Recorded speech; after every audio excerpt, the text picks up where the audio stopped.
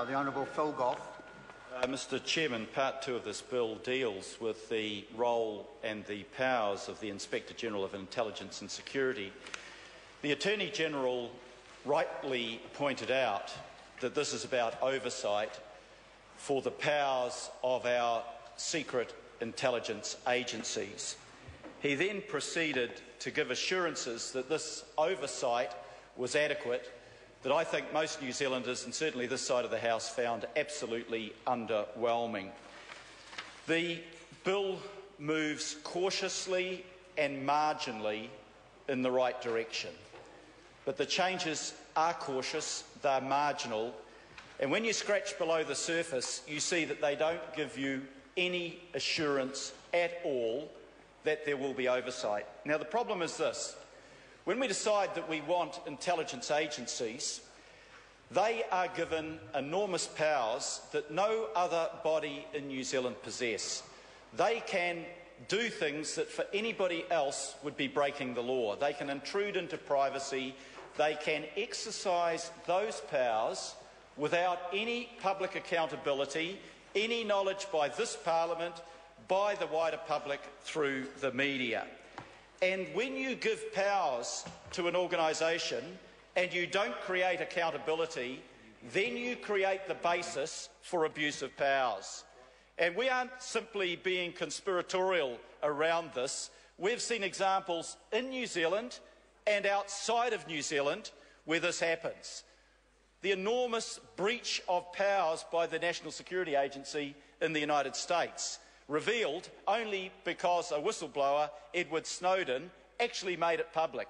Otherwise, Americans wouldn't know that literally hundreds of thousands of them, none of them, or very few of them with connections with any terrorist-type organisation, are under surveillance. We saw that breach of power by the GCHQ in the United Kingdom, and we've seen the breach of power here. This is what this bill is about. It was initiated by the breach of power by the GCSB illegally spying on Kim.com. That's what it's about. We're seeing the abuses of power even in the corridors of this building, where people are having their swipe cards, their phone records, their emails improperly spied upon and passed across to people who shouldn't have them. So let's not pretend that the issue of accountability and the need for safeguards isn't a real issue. It certainly is. Now, I support the appointment of a Deputy Inspector-General, but an Inspector-General and a Deputy Inspector-General will hardly be adequate to do the work that needs to be done with the expanded powers of the GCSB. Now, I understand from informal discussions that there will be an Office of Assistance provided to them, but where is the guarantee of that? You know, where we've got officers of Parliament, we have a degree of independence that the Inspector-General doesn't have. But even when we've got officers of Parliament like the Ombudsman, we see them starved of resources, so they have a huge backlog of work and they cannot do the job this Parliament set for them.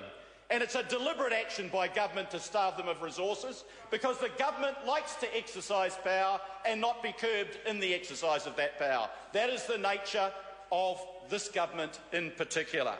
So we need to be sure that there is adequate resourcing for the Inspector-General, and we have seen and heard no assurances of that. The functions of the Inspector-General are expanded, and again I approve of that. They can on their own motion, and the Attorney-General made a big point of that, didn't he? On their own motion without the concurrence of the Minister. But when you look at the bill that was introduced into the House, what did it say? He could start inquiries with the concurrence of the Minister. So the natural instinct of Mr Key and the national government was to have an Inspector-General that was so hobbled that they couldn't do anything, and only through submissions to the Select Committee and pressure from the opposition members were they so embarrassed that they removed that. So I welcome the fact, Attorney-General, that you removed that, but don't come into this House pretending that you think that it's good that he can be independent when the legislation you brought in said that he couldn't be independent. You've had to do a U-turn, and we welcome that U-turn, as we so often welcome the U-turns, but they only happen when they're forced on the government.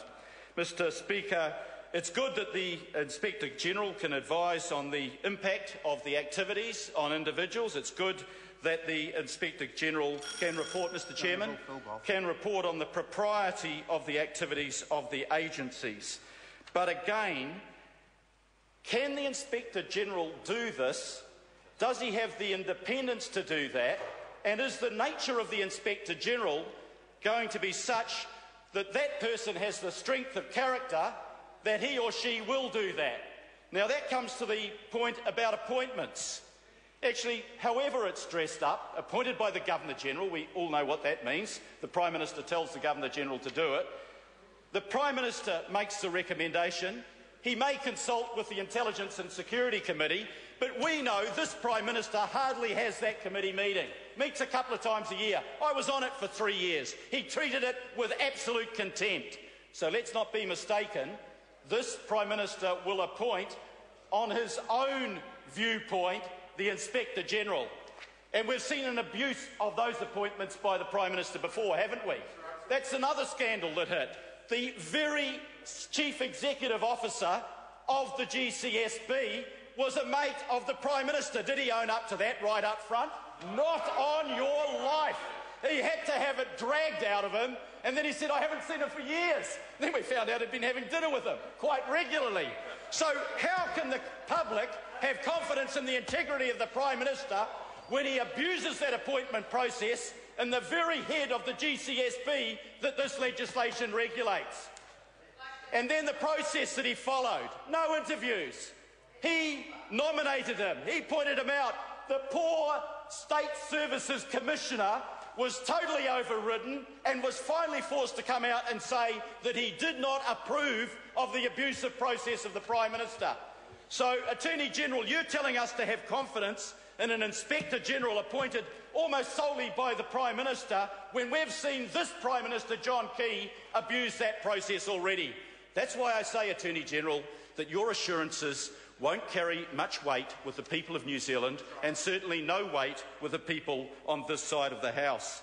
And then we have an advisory panel. Now that's exactly the same thing. 2 people, one of them a lawyer. Well, we should be reassured about that. Isn't the Minister of Justice a lawyer? Doesn't she always follow due process? Payne case? Yeah. Mr Speaker, I fear that this advisory panel is nothing more than a toothless tiger. In fact, it's toothless, it's not even the tiger. There is nothing in this legislation that suggests that that advisory panel can be effective, and again it is appointed by the Prime Minister, who we've just heard has time and again abused the process of appointment. Abused the process of appointment so much that he appoints the chairman of his own electorate committee to a position governing broadcasting where one of the conditions of appointments should be independence and impartiality. And he appoints the chairman of his own electorate committee, a dyed-in-the-wool National Party person that's meant to be then independent in terms of how broadcasting operates. And that's another example of this Prime Minister undermining and detracting from the power of the Fourth Estate. And the Attorney-General wants us to accept his assurances. I'm sorry, Mr Finlayson, those assurances aren't backed up by track records. They aren't backed up by legislation that will give this House confidence. You see, the only curb on the power of the security agencies is effectively the Prime Minister. And the Prime Minister, on one hand, seems so uninterested in his job that he doesn't even know when his own GCSB has broken the law. He said for 7 months. Can you believe that? He didn't know for 7 months that the GCSB had broken the law. He didn't know when Bill English moved a ministerial certificate denying access to the courts of knowledge that the GCSB was even involved. His own deputy and actually acting Prime Minister. So we have a Prime Minister that, first of all, either doesn't know or doesn't tell the truth about not knowing.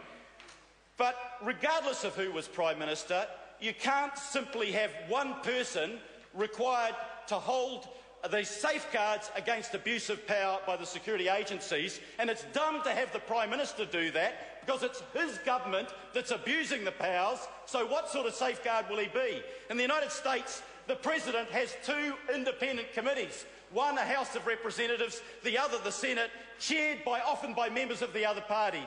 There is no adequate oversight here. There are no safeguards that will satisfy New Zealanders that these powers won't be abused. I'm going to call Sue Moroney. Mr. Chair, thank you. It's my first opportunity